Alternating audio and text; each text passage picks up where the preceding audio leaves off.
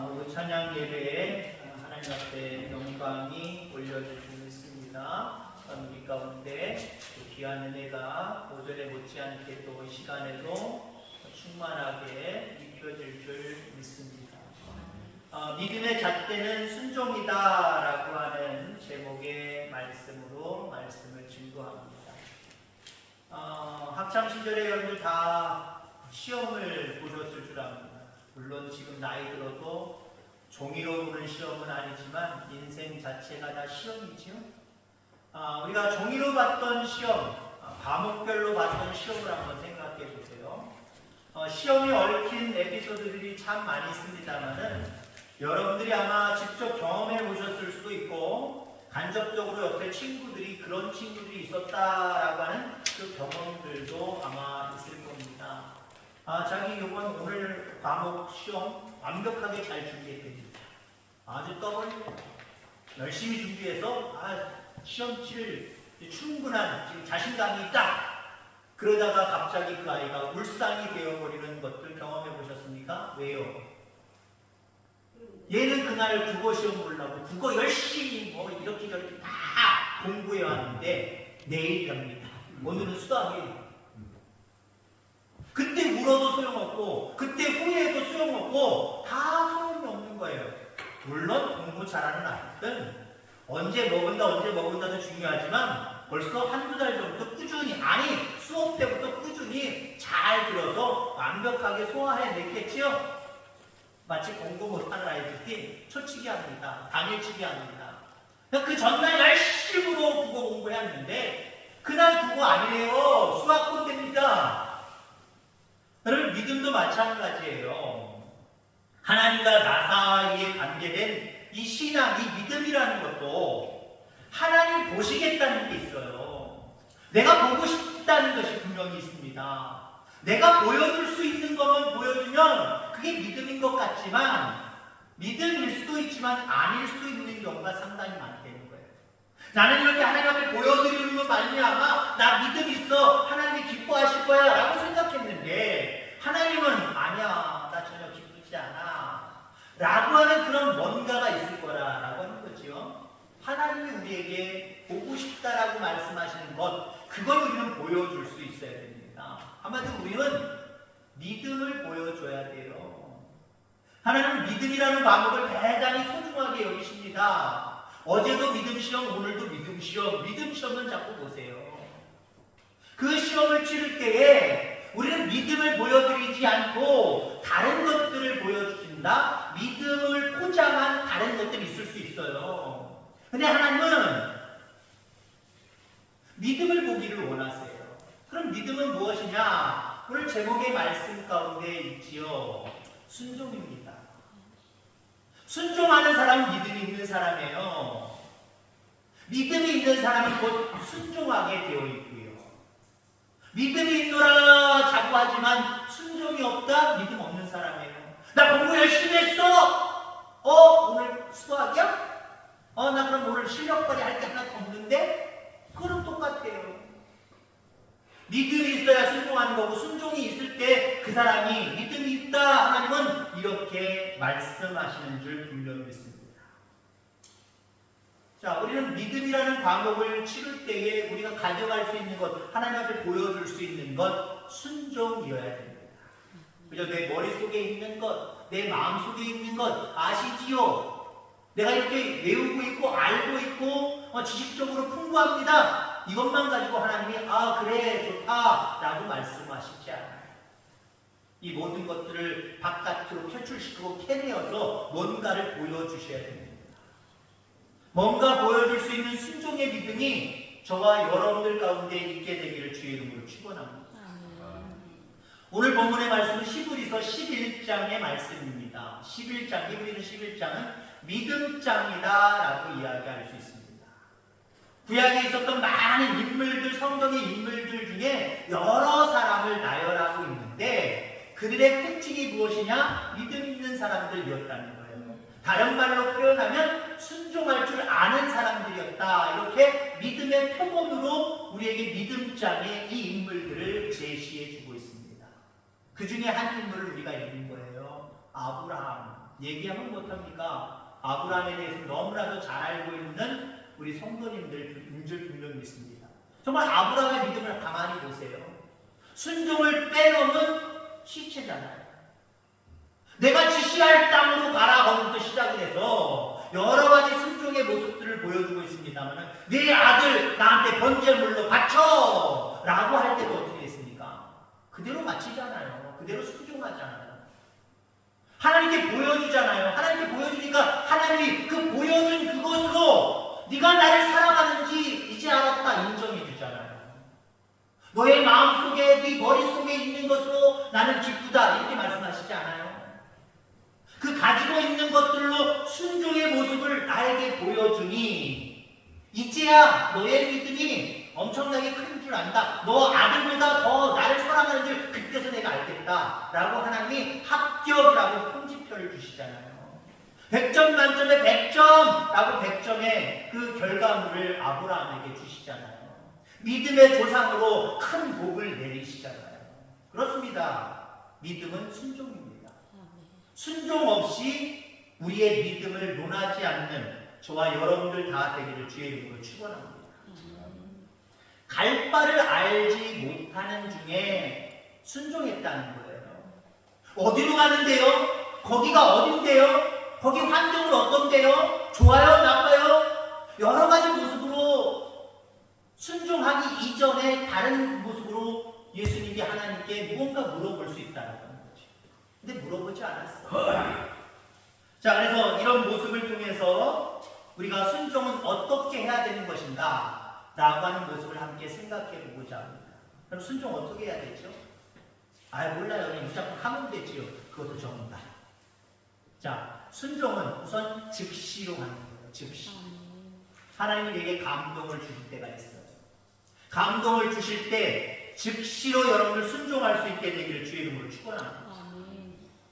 여호수아 3장 6절에 보면 이스라엘이 이제 창이란 요단강 앞에 서 있습니다. 홍해를 건넜을 때처럼 이제 완전히 본격적으로 여리고의 가나안 땅에 들어가기 전에 요단강 앞에 있는데 요단강이 창이랬다는 거예요. 가득 넘쳤다는 거예요. 만수라는 거예요. 가장 물높이가 높았을 때라는 거예요. 그때 여호수아가 명령을 합니다. 언약궤를 메고 백성 앞서 건너라 라고 이야기를 합니다.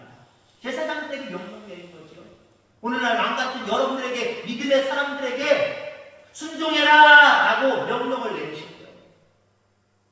그때에 이스라엘 백성들이 특히 제사장들이 언약궤를 메고 백성 앞서 나아가니라. 여호수아의 명령이 떨어지자마자 제사장들이 그대로 언약궤를 메고 그대로 순종하는 모습을 우리에게 보여주고 있습니다. 아브라함도 마찬가지잖아요. 내 아들 독자 이삭을 나한테 번제물로 드려라. 좀 생각 좀 해볼게요. 아니 하나님이 주실 때는 언제고 또 뺏을 때는 이게 뭡니까? 납득이 되게 좀 이해해 주세요. 그런 모습으로 지체하지 않냐고요? 그 명령이 떨어진 그 다음날 이른 아침에 이른 새벽에 깨어서 하나님이 지시한 그 땅으로 가서 아들을 번제물로 드립니다. 즉시로 순종했답니다. 창이란 요단강 물 마를 때까지 기다립시다 라고 제사장들이 이야기하지 않아요. 지금 가장 꼭대기에 차 있을 때 왜 하필 이때입니까? 이러다가 우리 다 죽어요. 이게 좀 내려가면 한 며칠 내지는 몇 달 기다리면 되잖아요. 내려갈 때가 있잖아요. 내려갔을 때 그때 건넙시다 라고 여호수아에게 그렇게 설득을 하면서 지체했다고 한번 생각해 보세요. 근데 창이란 그때에 지체하지 아니하고 제사장들이 명령에 순종해서 그대로 건너갔다라고 합니다.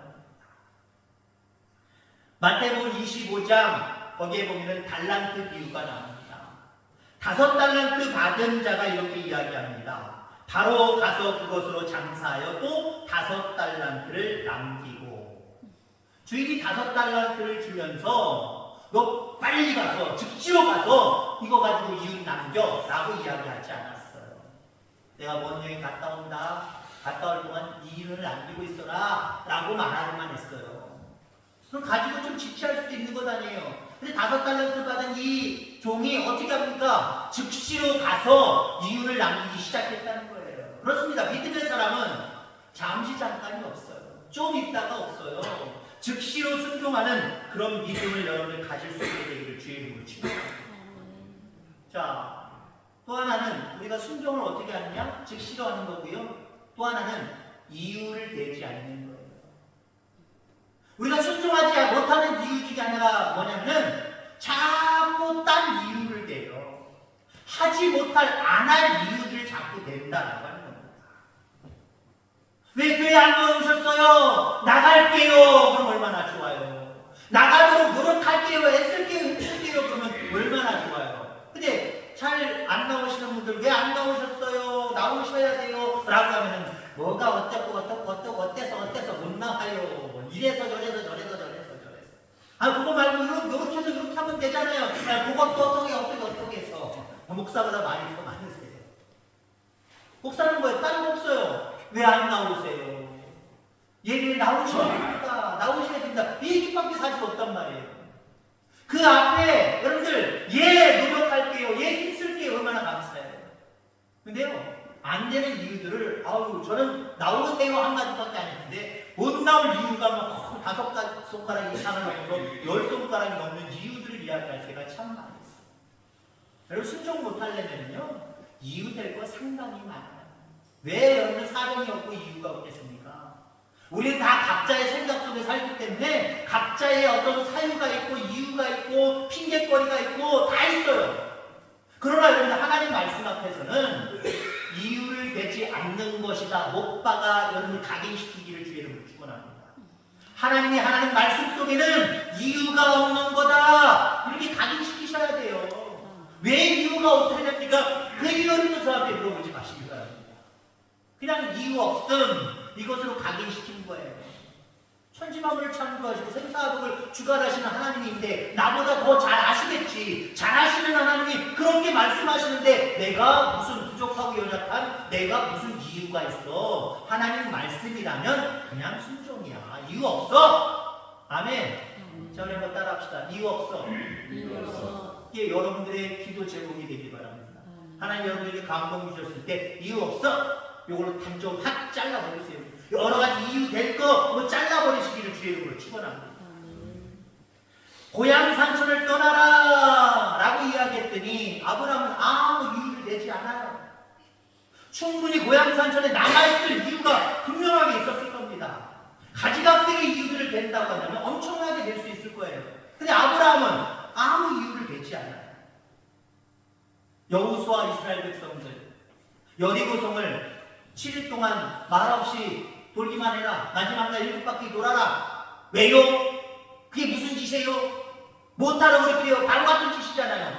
우리 그걸 죽으라는 얘기잖아요. 아무 이유를 내지 않아요. 그대로 순종할 때 여리고가 혹사 내려앉았다라고 합니다. 큰 문제거리들이 그냥 주저앉아버리게 되었다라고 하는 겁니다. 엘리야가 갈멜산 꼭다기에 올라가서 바다 쪽을 바라봅니다. 증표가 있을 거라는 거예요. 비가 올 증표가 있을 거라는 거예요. 7번 동안 순종했어요. 물론 다른 사환을 통해서 확인하지만 아무것도 없는데요. 아무 이유되지 않냐고. 며칠 동안, 3일 동안, 4일 동안 다 봤는데도 아무 이유가 없는데 하나님 문제 비례해 주실 겁니까? 비 안 내려주실 거죠? 비올 징조가 아무것도 없어요. 그러면 하나님 앞에 여러 가지 이유를 대고 있는 모습을 보여주지 않아요. 7번 동안 계속해서 확인하고 손만한 작은 구름을 봤을 때에 하나님이 곧 비를 내려주실 것을 믿는 그런 놀라운 역사를 만들어내는 그런 엘리야의 모습을 바라보게 됩니다. 전도하라 하면 어떻게 하실 겁니까? 그냥 전도하시기 바랍니다. 전도 못할 일이 참 많아요. 그렇죠? 전도 못할 일이 많다니까요. 바빠서 그 사람은 아니라서 나랑 안 어울리는 사람이라서 뭐 이유 될 게 얼마나 많아요. 근데 하나님이 전도하라 라고 말씀하면 우리 아무 이유 되지 않냐고 그 말씀에 순종해 가는 저와 여러분이 되어지기를 주의 이름으로 축원합니다. 한 가지 예화만 말씀드리고 말씀을 정리하고자 합니다. 지금은 통영이지요. 옛날에 통영이 뭘로 불렸죠? 여러분 김밥에 그 명칭 들어가는데 충무라고 불렸습니다. 요게 1995년도에 바뀐 거예요. 지금부터 한 30년 전에 이제 충무에서 통영시로 바뀌어버린 거예요. 물론 또 다른 어떤 군이랑 통합을 했긴 했습니다만 어찌됐든 간에 이렇게 바뀐 거예요. 그러니까 지금부터 약 40년 전, 50년 전에 실제적으로 있어졌던 이야기입니다. 그 충무 지역에서 고기를 잡으면서 일을 하는 장로님이 계셨습니다. 김장로님이라는 장로님이 계셨는데 이분이 기도 중에 새벽 예배 기도 중에 하나님 앞에 감동을 받았어요. 야, 교회가 낡았어. 네가 이 교회를 줘라. 교회 건축에 대한 감동을 받았어요. 여러분들 중에 그런 감동 오시는 분 없나요? 그런 감동을 김장로님이 받았어요. 김장로님이 그 감동을 받고 하나님, 나는 집도 겨우겨우 한 채밖에 없어요. 쓰러져가는 집 한 채밖에 없어요. 어장은 있긴 있지만 이거 가지고 먹고 살기 바빠요. 아니 우리 교회 안에 다른 장로님도 계시고 부자들도 많은데 왜 하필 저한테 교회를 주라고 말씀하십니까? 이유를 묻지 않았어요. 절대 이유를 묻지 않았어요. 감동이 오는 순간부터 나는 순종해야지 라고 하는 마음을 가지고 순종하기로 작정을 합니다. 그 다음 날로 집을 팔았어요. 어장을 팔았어요. 그 자기가 혼자 자녀들과 살 수 있는 허름한 집을 겨우 얻을 뿐이고, 그다음에 생계를 유지해야 되니까 좋은 어장 그냥 팔아버리고 하나님께 예물을 드리고, 그다음에 좀 후진 어장이라도 좀 사야 되는데 고기잡이를 하면서 살아야 되잖아요. 그 당시 거제대교가 있습니다. 거제대교. 그 거제대교가 1970년도에 70년에 건축이 되어졌거든요. 그러니까 거제도랑 충무를 통영을 연결하는 그 다리. 지금은 뭐 거가대교라고 저쪽 반대편 부산 쪽으로 해서 있습니다만은 이게 유일했단 말이에요. 그 밑에 어장이 있었어요. 그 밑에 어장은 여러분들 가보셨는지 알겠지만 되게 조금 불과 이 정도밖에, 교회에서 이 정도는 좀 더 되겠지만 별로 안 돼요. 거리가요. 협곡이란 말이에요. 물살이 빨라요. 물살이 빠르게 지나가기 때문에 그것 어장은 거의 공짜 수준이에요. 누가 살려고 하지도 않아요. 그 어장을 샀어요. 왜? 돈은 갑자기 하나님의 감동을 가지고 다 헌금해버리고 얼마 남겨주지 않고 생계를 위해서 어장이라도 조그만 거라도 사야 되니까 사는 게 그걸 산 거예요. 아무도 거들떠보지 않는 그러한 어장이었습니다.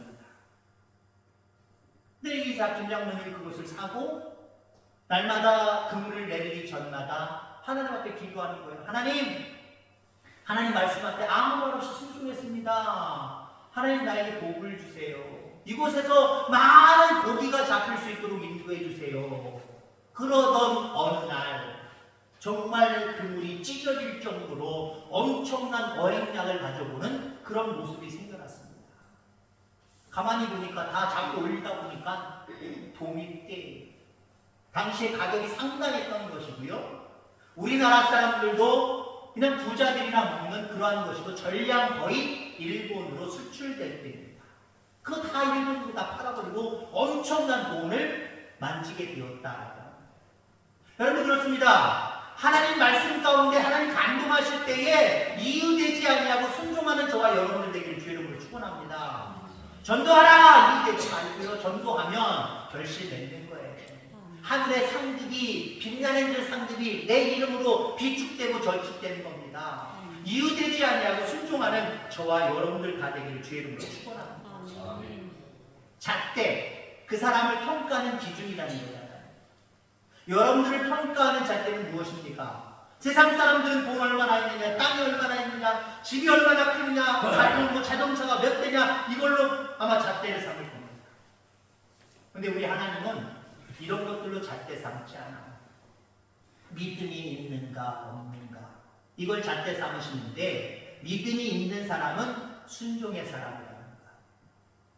여러분 순종함으로 말미암아 하나님께 칭찬 듣는 믿음을 가지고 살아가시기를 바랍니다. 하나님께 칭찬 듣는 믿음은요, 이 땅에서 기름진 복으로 넘치고요. 영원한 생명의 나라에 그 영원한 충만한 복이 그대로 쌓여지는 줄 분명히 믿습니다. 이렇게 영육간의 큰 은혜를 쌓고 살아가는 저와 여러분들 다 되어지기를 주의 이름으로 축원합니다. 하나님 아버지 감사합니다.